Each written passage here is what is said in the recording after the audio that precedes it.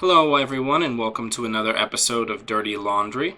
Today I'm joined by Scot, otherwise known as Spags, who's one of the ringleaders of the ANRProCircuit and the host of the uh, much enjoyed King of Servers tournament at Worlds Weekend 2015. Scott, you want to introduce yourself? Tell everybody a little bit about what you do as far as the community is concerned and your Netrunner journey. Sure, Dan. Scott Pegleroni here. I go by Spags. Most people in my life call me that, including at work. I think only my mom and wife and daughter call me Scott. But I started playing the game since it came out with my friend Aaron Andrews and love Netrunner and just wanted to see a little something different in the community. We didn't think there were enough tournaments and enough opportunities for the competitive scene. So at Worlds 2014, we kind of complained about it a lot while we sat in the hot tub every night. And a number of us took it upon ourselves then to actually, people said, why complain about it? Do something about it. So we did. And Corey Hockman started the SMC, the Southern Megacity Circuit, back in the spring. And it just kind of lit a fire. I'm like, well, I can do one in the Midwest. And why don't we push these throughout and create like this umbrella organization of the ANRPC. So that's kind of how that started. And now we're up to at least 6 or 7 circuits. Some are just in their infancy. Like there's one in Rochester, New York. They're starting like a New England one, and they're just wanting to do one giant weekend to get going, just to, get their name out there this year. So. Right, and I know in our area, Jesse Vandover's been instrumental in the Mid-Atlantic circuit. Yep, he has been. And I don't know, it's not really public, but I think he wants to take a little bit of a step back. He has some things eating up his time personally, but I think we may see Dan Dargenio and I think Chris Brindley. They may take over running the circuit. But yeah, Jesse did a great job there. And basically, in each region, whoever's running a circuit, there's usually one person kind of spearheading it, but they're counting on a lot of local people and TOs to really help them out. Right. I mean, I myself ran a pro circuit qualifier at my local gaming store here in Delaware. But yeah, so welcome. I'm very excited to have you on, and I greatly enjoyed getting to spectate and commentate on the King of Servers tournament. That was a blast and a lot of fun. Especially the kind of anachronism of us playing a cyberpunk card game in the basement of a VFW. Yeah, there was a strange dichotomy there. And right, we're playing this, game set in the future about plugging your brain directly into a computer, but we're doing it analog wise, with actual cards and dice and things. It is a strange thing, and yet it was high tech. It was in this VFW, but we were streaming it to the world, from this basement. It was bizarre. But yeah, so today, as per your suggestion, we're going to be talking about Armand Geist Walker, the tech lord, who's a criminal that came out that kind of people were excited about him when he was spoiled, and then when he came out, just kind of like nothing happened. Like some people experimented with him, but we didn't really see like a big blow up with him, like we've seen with maybe some of the other identities that have come out in the past cycle. Sure, I would agree with that. I think people thought he was a bit too niche, and that they kind of pigeonholed him, and they were slowly releasing those cloud breakers, which everyone is, I guess they call the breaking and entering suite was one name coined for him, and they kind of thought, well, that's Armand's tool. That is his only tool, and it's one of his options. But I just think people enjoy what they're comfortable with, and Armand is not a comfortable runner, not yet. Right. And I think another thing, when I saw him spoiled, I've been noticing a trend where they're kind of re-implementing creative spaces in the game. I feel like Armand is a better implementation of what they were trying to do with Exile. I would agree Which, with that. Yeah, I mean, like people note, he probably should have been Exile. Like he would have been a nice option in Shaper, like a nice alternative. And Exile just wasn't powerful enough to get people to move off of other IDs, right? right, there's something like a maximum of 9 cards or something that interact with Exile's ability directly. And then there's something like 28 that interact with Geists. Like there's so many trash effects. But let's get into the deck list. Geist, for those of you who don't know, whenever he uses a card's ability that has the little trash can icon, he draws a card. So a lot of those disposable resources, programs, hardware pieces that maybe aren't quite good enough to see play in other criminals. They're going to maybe see play in Geist because he's going to be able to also gain a draw off of them, that extra click of value off of them. So if you were going to build a Geist deck, where would you start? Well, I think you start with the core blue cards, but let's ask ourselves first how we want to spend our influence, and I think that kind of is going to affect the direction the deck goes. Now, I'm a frequent inhabitor of stimhack.com, and there is a nice Geist thread there, and I've seen a number of different builds come out, and new cards keep getting added. I mean, that's the one nice thing about Geist with his ability. He's only going to get more powerful, right? As more trash icons come out, he just gets better. Whereas Leela, I mean, Leela's good, but that's her ability, right? And she's going to ebb and flow based on like the power of Glacier versus Fast Advance. So I guess that we have to ask, where do you want to spend our influence? Like I've seen at King of Servers, Chris Inkeys ran Geist with Apocalypse, 2 Apocalypse, and that's 6 influence. The most common starting point probably is Clone Ship. It's 2 influence, it's got a trash ability, and it's really powerful. So I think it's a good start. So do we start with 2 or 3 to start? Probably 3. We can cut back if need be, but I think it's probably his most key card. Kind of Yeah, like I mean, it feeds into his ability while recurring his breakers, which also feed into his ability. exactly. All right, so we've got 3 clone chips. So that's 6 out of the 15 influence.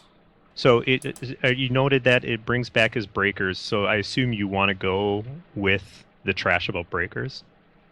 I don't know. I mean, there's so many trashable cards. I've seen some deck lists that I've found interesting that didn't use his breakers as like the core of the deck because people are expecting them. There's other trash cards that you can include. I don't know. I like the idea of playing his breakers because if you're gonna maybe go the Apocalypse route, you can get them off the board so they don't get flipped. I agree, and I like that with the Apocalypse route. That's why I think it works well in him because he doesn't have to leave a lot on the board. And there are some other variants. I played Mendex from the UK. I played a version of his deck which basically is focused around an Eater. Is an Eater keyhole deck, and because you can search for Eater, you only need 1. And I played it in the Psy Games, the online tournament, but sadly, since it was double limb, I only got to play it once. And it went against Fast Advance, which is a tough matchup. But so that, I mean, that's an option too. You don't have to play those trashable breakers. You can even just play straight up criminal breakers. But I think we should probably go with them, right? Yeah, let's start with them. We can always remove them later. Yep. I say put the full set. So that's 9 cards, each of which are effectively also a draw. Now, one of the things that I think really differentiates different Geist decks is how they supplement these breakers. So, do we drop influence on breakers to back them up, or do we just go centrals only? This is where I have a lot of tough times trying to figure out how to basically patch the hole in his breaker suite. Right. I think you have to decide. You don't have to spend influence here. You can just, like you said, go with the central only breakers.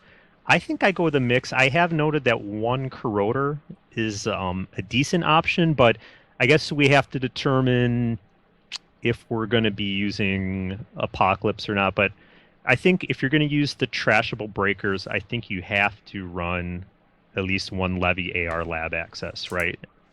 I would say yeah. Because if it's going to be a long game, you're going to need to get those breakers back. So that's 3 more influence. Now that's 9. It's leaving us with 6. That could be 2 Apocalypse. It could be a corroder and something else. We can decide that now, or we can just put it in central onlys. I mean, or do you want to decide the rest of the influence right now? I think I always like to start with runner decks with the influence because that's really the spice of life is your influence, right? For sure. I mean, I'm comfortable doing 2 Apocalypse. Okay. I love that card. I think it's super impactful, especially in Criminal. Exactly. And, it's like you don't have to wait for a giant board state. You can fire it even if it kills 5 or 6 cards. It's still a huge tempo swing. Opens you up to be able to siphon again. And it's great against Glacier decks. These HB decks that run 6 cards in a server. Well, you don't even have to run that server. Just run the centrals and get rid of it. So I think now that we've got our influence locked down, we should Sure, put in a count siphon without a because doubt. if you're gonna play criminal, you should probably just take that card. I hear it's pretty good. Yes. Um, so we want these to be clouds so we can get as many of them on the board as possible. But we also want a console that we're not going to be pissed off gets flipped by Apocalypse. Is this the opportunity to actually use Forger over Desperado? I really think it is. Almost every criminal deck you see, including Geist, runs Desperado just because it's the best one in the game. But I think this is the place to use Forger, right? Because you can get rid of it, as you noted, and it Right, gives the link. And unless you want to play something like a Dyson Mem chip or something, I think the Forger is a more ideal choice. right. Because you could always on the turn that you Apocalypse, if you account Siphon, you can use the Forger to drop one of the tags just to get it off the board. Get that value out of it before it goes, and you're drawing a card. Now, one thing that is important to note in the deck that we're building thus far is with the influence that we've done, we have sacrificed our R&D multi-access to We create this. we definitely have. We sacrificed that, and we sacrificed the ability to use, unless you want to free up one of the Apocalypse. We've also sacrificed to go more of a resource heavy route. There are decks that like to run Street Peddler. They're only one influence and it trashes itself, so that essentially gets replaces itself. But I think this is a more interesting route. Yeah, I mean, I also just I feel like Street Peddler, while it could be very strong in Geist, the number of times you're going to have two of the breakers that you want him to have on a Street Peddler is going to be high. I would And agree it, with that. and in Criminal, the chance of you hitting one of your events is also going to be very high. Like, I don't know. Yeah. So I think we probably want at least two same old things just in case our Levy AR gets nipped or our Apocalypse gets nipped. I think it's safe to go to three, but that's up to you. I think Yeah, we can always cut it later. sure. So other programs. So we have no influence. No, So we can either do like maybe a one of the central breakers, or we can go criminal garbage breakers. They're uh, core breakers. I think you have to go. I think the centrals are probably your only option at this point. I think if you do actually want to run a remote, you just have to use the breaking entering ones. Otherwise, Well, we uh, could use Rex as our decoder. you could. It's very expensive to use, though. Yeah, that's true. God, man, why are criminal breakers so bad? Well, because of account siphon, I'm guessing. Yeah. They don't want you to get in. Maybe one breach, one passport, fairies. I don't know. I would not run AoE. I'd rather, even though the fairy ability doesn't trigger off of Geist, I still think it's better. At least Well, two or three. I mean, and Fairy's great because it's a zero drop that increases the strength of his breaking and entering breakers. Yeah, and with Apocalypse, you can always throw it away. We don't care. Right. Like I don't want to run Fem, right? Because we don't want to flip that over. It's important to note that Armand Geist is probably one of the few criminals where you don't need to run special order. Exactly. I could think because he has so much built-in card draw, and he has all those breaking and entering. Yeah, you're going to get a pretty good sweep pretty quickly. I think we want three of Technical Writer because we are going to install a lot over the course of this game. I agree. I think in the Apocalypse deck, this is a nice add. Since you lost the money at Desperado, you got to make it up. And right, we're going to install a lot, and it replaces itself on the draw. And before you can use it the turn before you Apocalypse, right? So we're going to get rid of it, then the next turn Apocalypse because it does take a click. Let's talk. Yeah, there are so many decks. I was discussing this with some of the friends of mine in the Newark area. There's so many like Haley, Geist. Like there's a bunch of. I like to install a lot of stuff. Runners that Technical Writer gives them that little push that they need to have as strong of economies as a Kate or an Andy. You know what I'm saying? I agree. Even Noah McKee took top 4 at Worlds, and he had 3 in his prepaid Kate because he felt like he needed that extra oomph to fight Glacier, fight HB, and I think the same here. We're going to need it because we don't have a lot of innate money. We don't have Katie Jones, right? We don't have the Desperado. So if we can't land an account siphon, we need something else. Right, and honestly, yeah, like the neat thing also about Technical Writer, I know from my own plays with Haley, is just that it sits on the table and they look at like the 10 credits on there, and it's basically like a stim hack. Without a doubt. It's just sitting there reminding them that you can get into anywhere. It's a great threat, and if you get 2 of them early, now every install is giving you 2 credits back, which is fantastic. All right, so we're at 34 cards. Influence is maxed. We're still a little light on money. Right. I know Glacier has gotten heavier, but I still think Bank Job is really powerful, and probably at least 2 would be ideal. Yeah, I mean, Bank Job is usually going to be pretty good. And the other thing to keep in mind is that we're also going to be getting into servers for potentially no money. Sure. So if we have to, early on, if we have to pop a crowbar or a spike to get into a remote to gain a net of 7 credits, that's pretty good.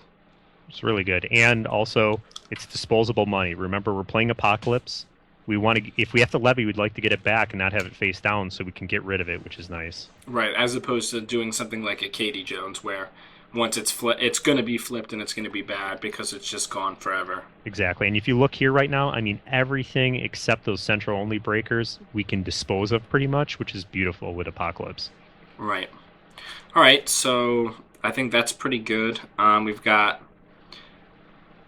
9 card slots remaining. Now here's an option. Now we can get into the funky tools and toys of Geist, and like there's going to be some awesome stuff in Mubad for him, like Councilman and whatnot going forward that are really going to help him, especially against Glacier decks. But I think he has some nice tools now that came out, especially considering he's a gang lord or tech lord here, and he's got his Los Muertos. What about the Los Muertos? I think they're a great way to set up Apocalypse. Turn down, make them turn down some ice that they're using to protect the centrals. And it gives us it's going to give us 2 card draw when we do use it. So the beauty is, as you're going in on the Apocalypse, once you go past the servers, you can use that draw 2 cards and then Apocalypse them. Right, you can say, oh yeah, go ahead, res everything. All right, last click, trash it. Exactly. The only time that you would potentially get burned by that is if they res like an architect. That is true. So let's put in an anti-architect tech because we're going to need it, because it's the same as at Apex's problem with Apocalypse. Is architect is a primary enemy. There you go. You know exactly what we need. I think at least 2. I'd love to get 3. I mean, we're not tight on slots yet, so we could do 3. We got 3 left because the beauty is against Fast Advance, their toilet paper thin ice, it's garbage, but it still could get us a card draw, and against Glacier, it makes those when you have to sacrifice a breaker, it's going to make it that much more impact. Oh yeah, we also need Plascrete Carapaces. Yeah, if we're going to be floating tags and 24/7 news cycles, still a thing. Still a thing, unfortunately. Well, we're down to 1 slot here. Do you want 3 Muertos or 2? We could do 2, and then I think maybe some more money. We could do that. The beauty of 3, I guess, is that it allows you to siphon more easily. Like you run, they res, you de-res, you siphon. Another toy I could think about, I mean, maybe this is a little too niche. I think we need a 1 of drive-by, at least. I think either a drive-by or what about, I know it sounds a little left field, what about a grappling hook? I know it's kind of lame. Well, no, it's not lame if it gets us in. Well, think about against like a Bioroid, like an Ichi 1 or 2, you just break everything but the trace. Stuff like that. The Bioroids, you can break all the end the run stuff. It also draws a card. Maybe it's a little too niche, but I don't know, it's kind of a fun little toy. It's like Deus Ex. It's niche until you actually need it, and then it's great. Right. I know it's only 1. We can't search for it. It can, if you want to make it something else, I mean, a Muertos or Bank Job, I just thought it could be a fun little toy. No, I mean, I don't think that's bad. I do think we want to drive-by, though. Yep, you got it right there. Like, if there's something that really hurts, it's definitely losing a game as criminal because you can't deal with Caprice. Like, basically, if something gets slapped into a remote or onto an HQ, and I'm pretty sure it's Caprice, before they even think about resing it, my first 2 clicks the next turn, if I'm holding it, will be the drive-by. Right. Here's the only question. So here's the problem. It's a remote server, so it can't help you in HQ, so the problem is the Caprice, the Chrysiums are still going to work.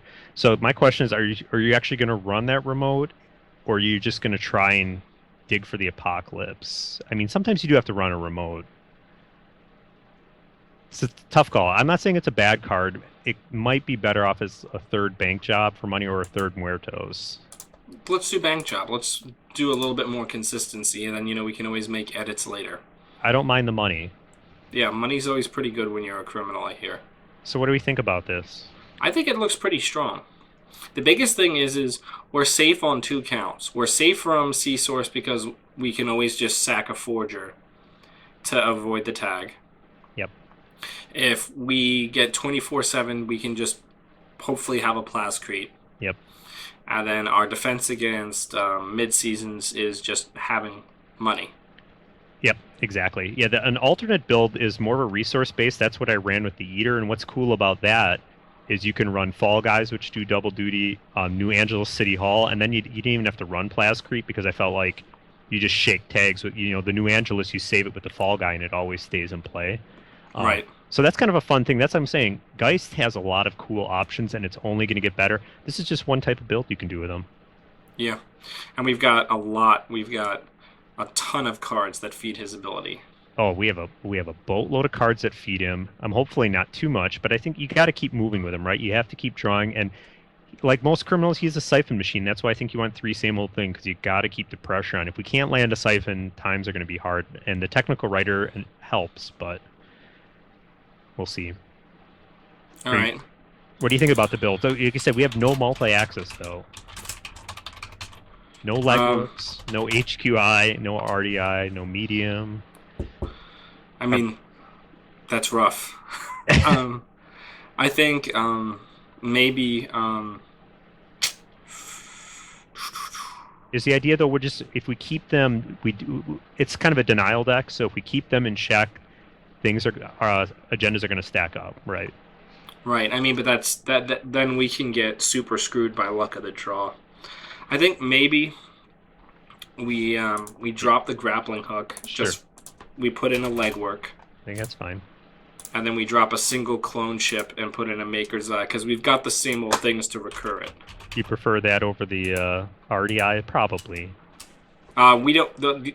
We will get the Maker's Eye back. Once we flip, we will not get the RDI back. Oh, that's true with Apocalypse. Right, we don't want hardware out. Exactly. And that's also a 4-credit investment that we will never get back. True enough. Good call. And 2 clone ship, I think, is fine enough. I mean, it's not necessary. It's a nice added draw, because as you use it, you get the draw as well, but it's not essential. Yeah. All right, so let's go ahead and test this Spirit of Destruction deck, and we'll pilot it together against some rando on Jinteki and see how it goes. All right, so everybody, you can find the ANRProCircuit at ANRPC.com. ANRProCircuit.com. ANRProCircuit.com, I'm sorry.